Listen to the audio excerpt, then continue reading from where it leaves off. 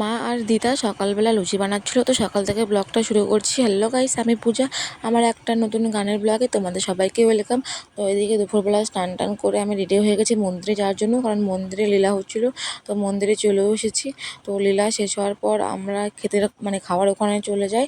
আর আজকে দেখো কত ভিড় ছিল। আর আমাদের এখানে আগে পদ্ম পাতায় খেতে দিত, এবারে শুধু কেনা পাতায় খেতে দিয়েছে, কারণ আমাদের এখানে পদ্ম পাতা বেশি নেই তাই। তারপরে দেখে খেয়ে নিলাম। আর খাওয়ার পর এখানে আমরা বসে বসে লুডো খেলছিলাম। তারপর আমরা আইসক্রিম কিনে নিলাম। আইসক্রিম খাওয়ার পর আমরা একটু বিকেলবেলা ঘুরতে গিয়েছিলাম আমাদের ব্রিজের এখানে।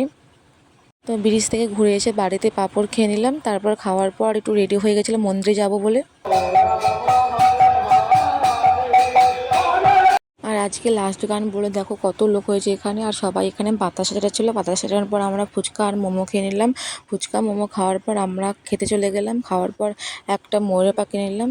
12:30 থেকে রাস হচ্ছিল, তো তারপর রাস দেখে নিলাম আমরা।